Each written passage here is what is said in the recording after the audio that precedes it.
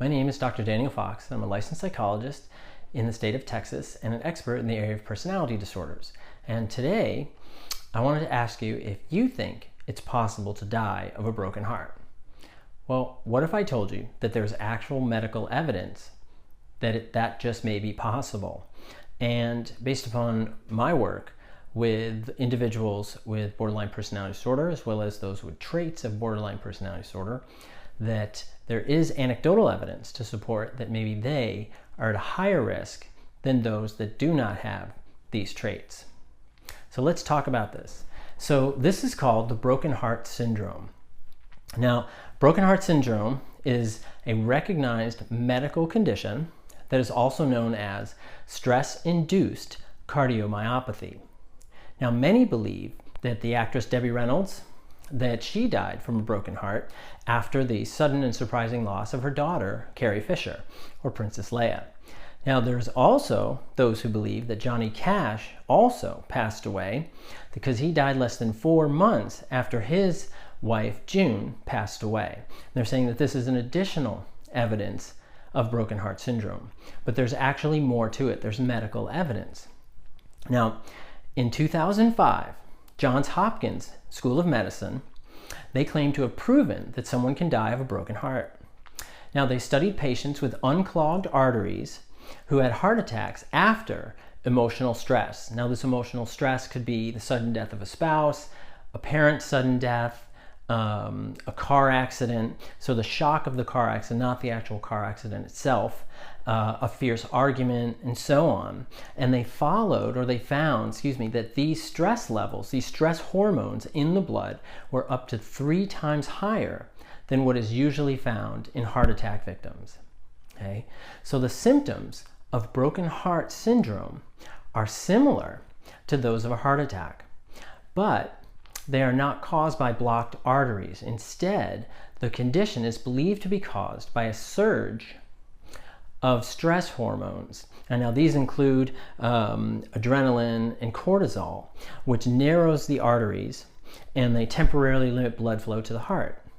This can also lead to an irregular heartbeat, which can in some cases cause sudden death.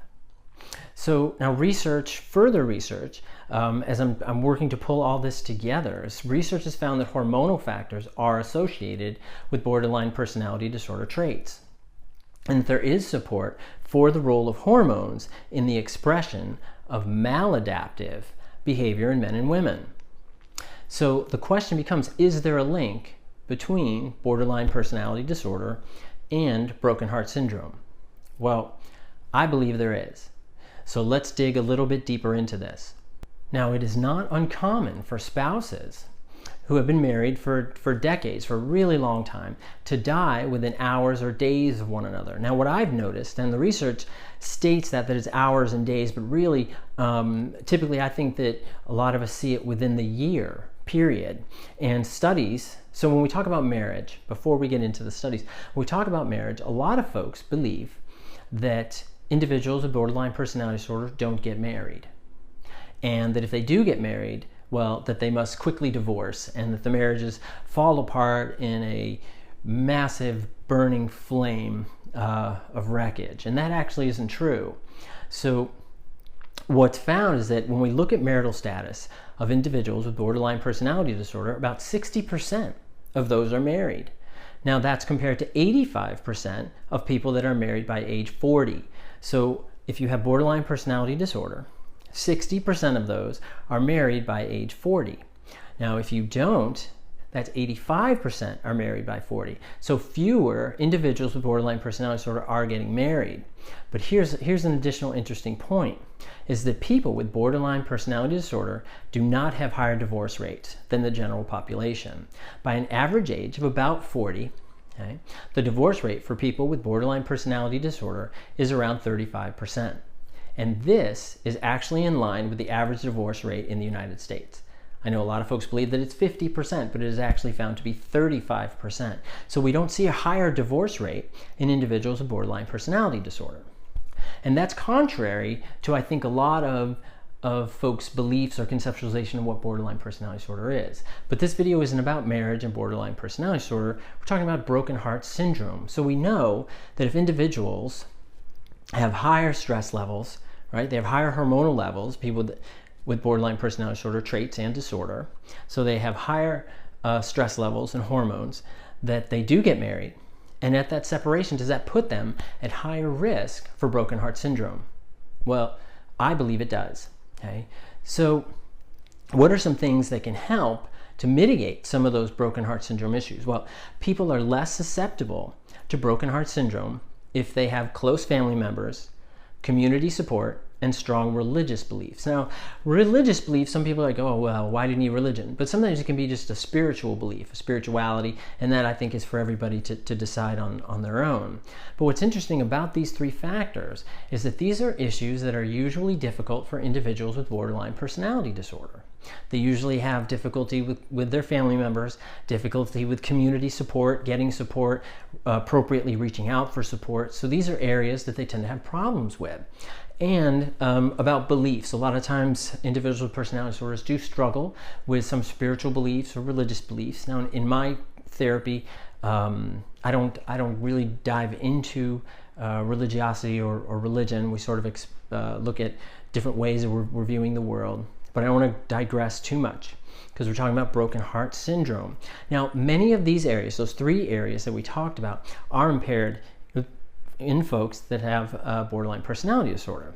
Now, long illnesses actually reduce the probability of the onset of broken heart syndrome. And this is because the surviving spouses usually have time to get used to the idea that you're going to lose this individual. You can also prepare for the upcoming grief that you'll be experiencing, the death of the loved one, and the upcoming loss. So it's not that sudden loss of that individual, which increases that adrenaline, cortisol, other types of hormones. So your heart gets that immediate effect, which then leads to broken heart syndrome. Okay, so now you may be wondering as you're watching this, okay, well, what can I do about it? Well, there are some things, right, that you can do about it. In my videos, I don't just like to talk about stuff. We also like to talk about how are we going to deal with it? How can we manage it? Okay, well, there is a link from the Mayo Clinic that is in the comment section, and this is some things that you can talk to your doctor about. If you have borderline personality disorder or you want to know if you're at high risk for this is a conversation that you can have with your doctor. Okay, but what about from a psychological standpoint? What can you do to help yourself? Well, we're going to talk about the 5 R's. Now, the 5 R's are rethink, reduce, relax, release, and reorganize. Okay, so we're going to go through each of those now. So when we talk about rethink, what we want you to do is rethink your attitude and emotions that hold you back from acting, right? So rethink, play it out, okay? So you need to think about what is really important and then set goals that will help you attain these things, will help you reach these things. You want to rethink, be positive, see every challenge as an opportunity to learn and grow. You can use visualization, which we also talk in my other videos as well, to see your life as you want it to be. Visualize where you want to be. And I know that can be difficult for folks with borderline personality disorder because I know that they have a tendency to skew towards the negative. It's difficult sometimes to see the positive. But one of those ways of managing stress and lowering the stress hormones is to rethink. Right? Now the next one is called reduce, and this is the amount of activity you do. You need to consider the amount of activity you do without feeling overwhelmed or experiencing burnout. And what this is, you don't rush, you allow extra time to get places, and you take time to play. So this is reducing the experience of I gotta get there, I gotta get there, I gotta get there, gotta get there, gotta get there, gotta get this done, and you start piling on all these things that you must do, you have to do, that have to be completed at a set amount of time. Okay? So you want to reduce the amount of activities that you do and apply as much structure as you can, okay, to your schedule, to your routine as you can. Now the next R is relax. Easy to say, hard to do. It's understandable. Meditation can be great, deep breathing, visualizing a quiet place. There's just a few things that can help you take time, just admire nature, try to watch something funny, if you're feeling really stressed, especially before you go to bed. Try to watch something funny. Avoid the news. Avoid like hard dramas, things like that.